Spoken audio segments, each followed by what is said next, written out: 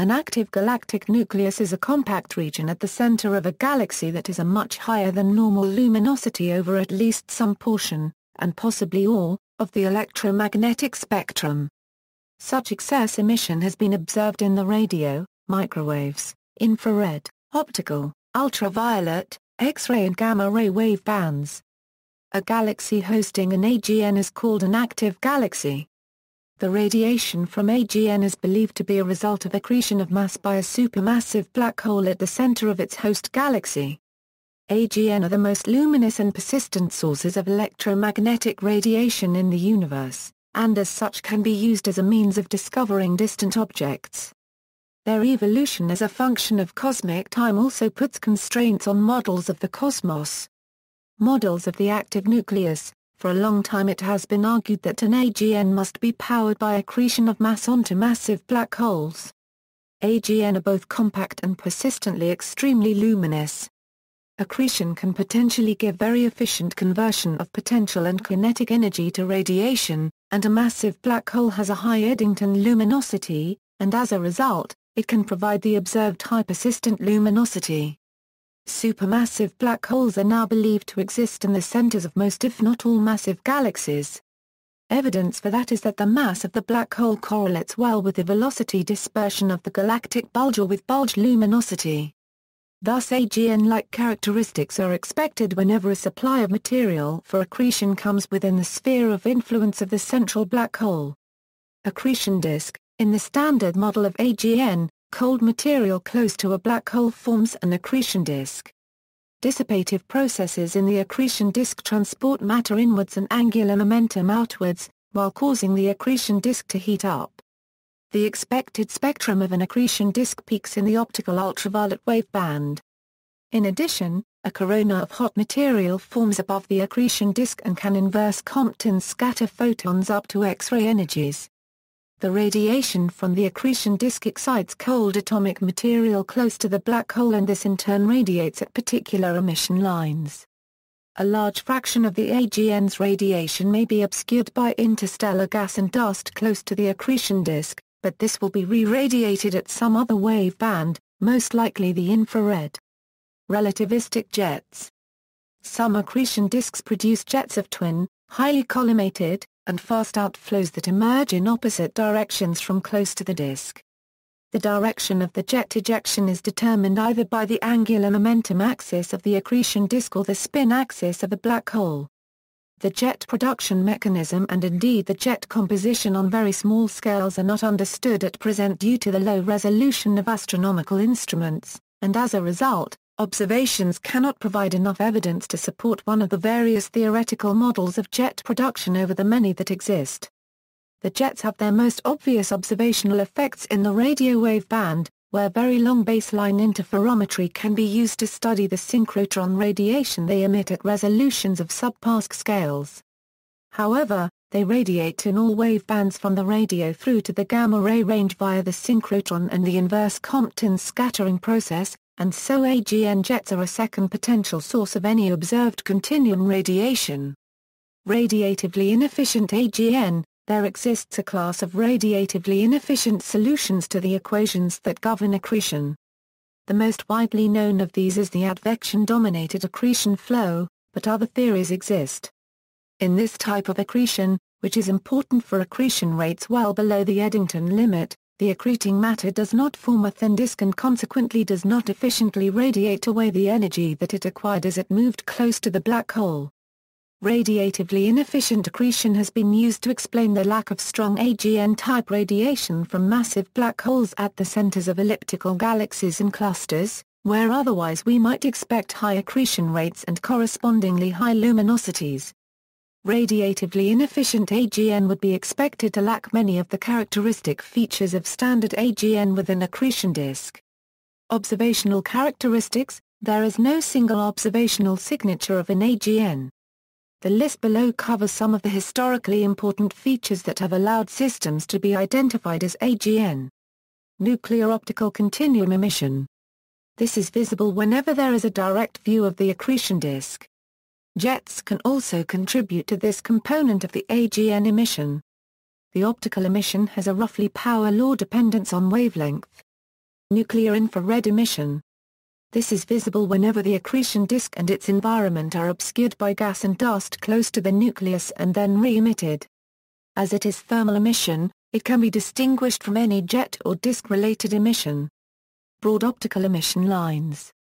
These come from cold material close to the central black hole. The lines are broad because the emitting material is revolving around the black hole with high speeds causing a range of Doppler shifts of the emitted photons. Narrow optical emission lines. These come from more distant cold material, and so are narrower than the broad lines. Radio continuum emission. This is always due to a jet. It shows a spectrum characteristic of synchrotron radiation. X-ray continuum emission. This can arise both from a jet and from the hot corona of the accretion disk via a scattering process. In both cases it shows a power law spectrum.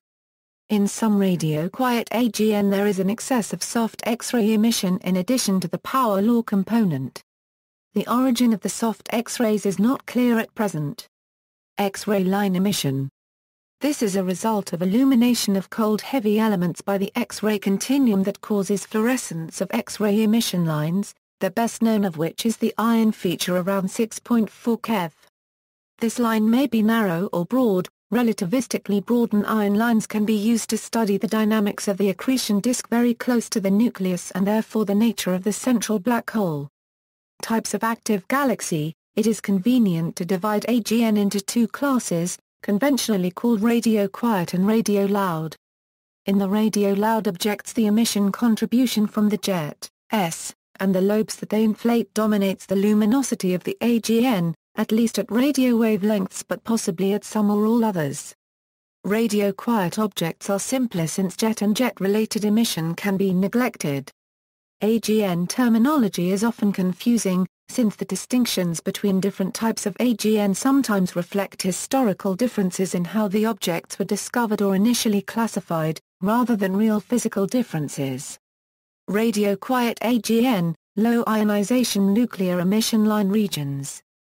As the name suggests, these systems show only weak nuclear emission line regions, and no other signatures of AGN emission. It is debatable whether all such systems are true AGN. If they are, they constitute the lowest luminosity class of radio-quiet AGN. Some may be radio-quiet analogues of the low-excitation radio galaxies. Seyfert galaxies.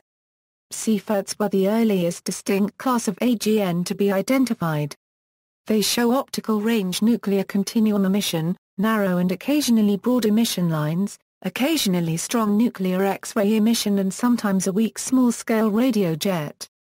Originally they were divided into two types known as Seyfert 1 and 2. Seyfert 1s show strong broad emission lines while Seyfert 2s do not, and Seyfert 1s are more likely to show strong low-energy X-ray emission. Various forms of elaboration on this scheme exist. For example, Seyfert 1s with relatively narrow broad lines are sometimes referred to as narrow-line Seyfert 1s. The host galaxies of Seyferts are usually spiral or irregular galaxies. Radio-quiet quasars QSOs. These are essentially more luminous versions of Seyfert 1s. The distinction is arbitrary and is usually expressed in terms of a limiting optical magnitude. Quasars were originally quasi-stellar in optical images as they had optical luminosities that were greater than that of their host galaxy. They always show strong optical continuum emission, X-ray continuum emission, and broad and narrow optical emission lines. Some astronomers use the term QSO for this class of AGN, reserving quasar for radio-loud objects, while others talk about radio-quiet and radio-loud quasars. The host galaxies of quasars can be spirals, irregulars or ellipticals. There is a correlation between the quasar's luminosity and the mass of its host galaxy, in that the most luminous quasars inhabit the most massive galaxies. Quasar 2s. By analogy with Seyfert 2s, these are objects with quasar-like luminosities but without strong optical nuclear continuum emission or broad-line emission. They are scarce in surveys, though a number of possible candidate quasar 2s have been identified. Radio-loud AGN, see main article Radio Galaxy for a discussion of the large-scale behavior of the jets. Here, only the active nuclei are discussed. Radio-loud quasars behave exactly like radio-quiet quasars with the addition of emission from a jet. Thus they show strong optical continuum emission, broad and narrow emission lines, and strong X-ray emission, together with nuclear and often extended radio emission. OE blazars classes are distinguished by rapidly variable, polarized optical, radio and X-ray emission. BL-lac objects show no optical emission lines, broad or narrow, so that their redshifts can only be determined from features in the spectra of their host galaxies. The emission line features may be intrinsically absent or simply swamped by the additional variable component. In the latter case, emission lines may become visible when the variable component is at a low level. OVV quasars behave more like standard radio-loud quasars with the addition of a rapidly variable component. In both classes of source, the variable emission is believed to originate in a relativistic jet oriented close to the line of sight. Relativistic effects amplify both the luminosity of the jet and the amplitude of variability. Radio galaxies. These objects show nuclear and extended radio emission. Their other AGN properties are heterogeneous. They can broadly be divided into low excitation and high excitation classes. Low excitation objects show no strong narrow or broad emission lines, and the emission lines they do have may be excited by a different mechanism. Their optical and X-ray nuclear emission is consistent with originating purely in a jet. They may be the best current candidates for AGN with radiatively inefficient accretion. By contrast, high excitation objects have emission line spectra similar to those of Seyfert-2s. The small class of broadline radio galaxies, which show relatively strong nuclear optical continuum emission, probably includes some objects that are simply low luminosity radio-loud quasars. The host galaxies of radio galaxies, whatever their emission line type, are essentially always ellipticals. Summary: these galaxies can be broadly summarized by the following table: Unification of AGN species. Unified models propose that different observational classes of AGN are a single type of physical object observed under different conditions. The currently favored unified models are orientation-based unified models, meaning that they propose that the apparent differences between different types of objects arise simply because of their different orientations to the observer. However, they are debated. Radio-quiet unification: at low luminosities, the objects to be unified are Seyfert galaxies. The unification models propose that in Seyfert-1s the observer has a direct view of the active nucleus. In Seyfert-2s the nucleus is observed through an obscuring structure which prevents a direct view of the optical continuum, broadline region or X-ray emission. The key insight of orientation-dependent accretion models is that the two types of object can be the same if only certain angles to the line of sight are observed. The standard picture is of a torus of obscuring material surrounding the accretion disk. It must be large enough to obscure the broadline region but not large enough to obscure the narrow line region, which is seen in both classes of object. Seyfert-2s are seen through the torus. Outside the torus there is material that can scatter some of the nuclear emission into our line of sight, allowing us to see some optical and X-ray continuum and, in some cases, broad emission lines which are strongly polarized, showing that they have been scattered and proving that some Seyfert-2s really do contain hidden Seyfert-1s.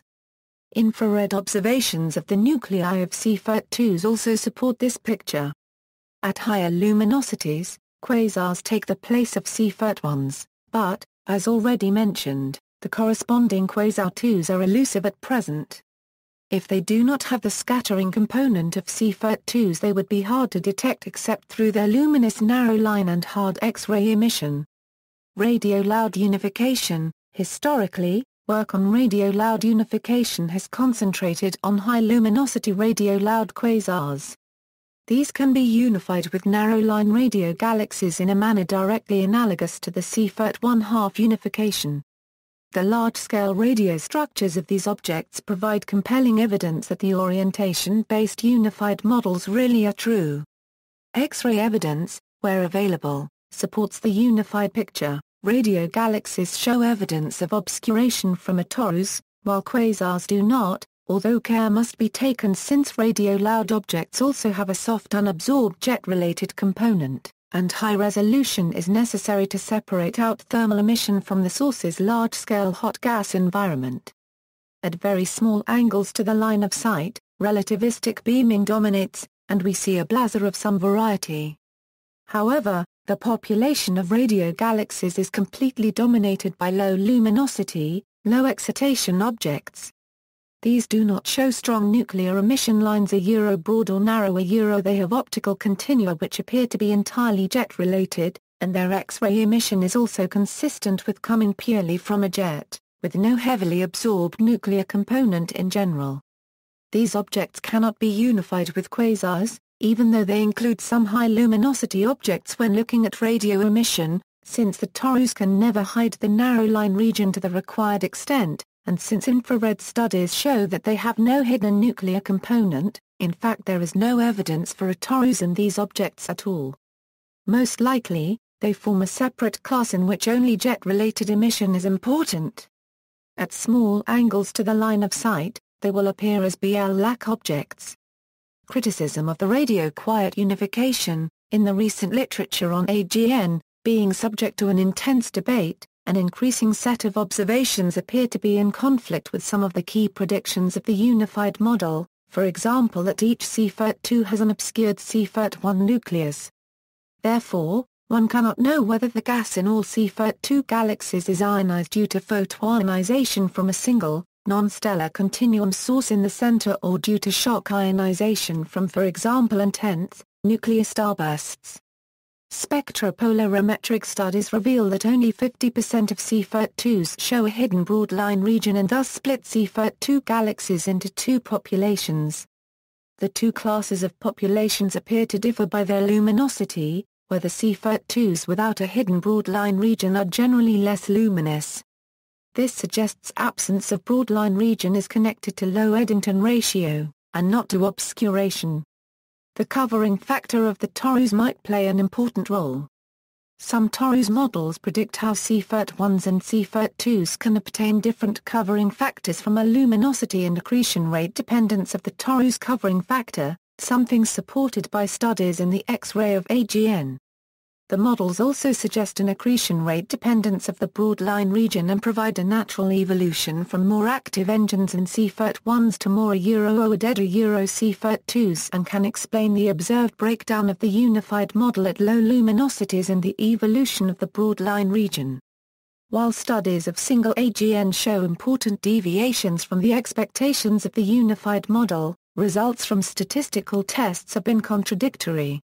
The most important shortcoming of statistical tests by direct comparisons of statistical samples of Seyfert-1s and Seyfert-2s is the introduction of selection biases due to anisotropic selection criteria. Studying neighbor galaxies rather than the AGN themselves first suggested the numbers of neighbors were larger for Seyfert-2s than for Seyfert-1s, in contradiction with the unified model. Today, having overcome the previous limitations of small sample sizes and anisotropic selection, studies of neighbors of hundreds to thousands of AGN have shown that the neighbors of Seyfert-2s are intrinsically dustier and more star-forming than Seyfert-1s and a connection between AGN type, host galaxy morphology and collision history. Moreover, angular clustering studies of the two AGN types confirm that they reside in different environments and show that they reside within dark matter halos of different masses. The AGN environment studies are in line with evolution-based unification models where Seyfert-2s transform into Seyfert-1s during merger, supporting earlier models of merger-driven activation of Seyfert-1 nuclei. While controversy about the soundness of each individual study still prevails, they all agree on that the simplest viewing angle-based models of AGN unification are incomplete. While it still might be valid that an obscured Seyfert-1 can appear as a Seyfert-2, not all Seyfert-2s must host an obscured Seyfert-1. Understanding whether it is the same engine driving all Seyfert-2s, the connection to radio-loud AGN, the mechanisms of the variability of some AGN that vary between the two types at very short time scales, and the connection of the AGN type to small and large-scale environment remain important issues to incorporate into any unified model of active galactic nuclei. Cosmological uses and evolution. For a long time, active galaxies held all the records for the highest redshift objects known either in the optical or the radio spectrum, because of their high luminosity. They still have a role to play in studies of the early universe, but it is now recognized that an AGN gives a highly biased picture of the typical high redshift galaxy. More interesting is the study of the evolution of the AGN population. Most luminous classes of AGN seem to have been much more numerous in the early universe.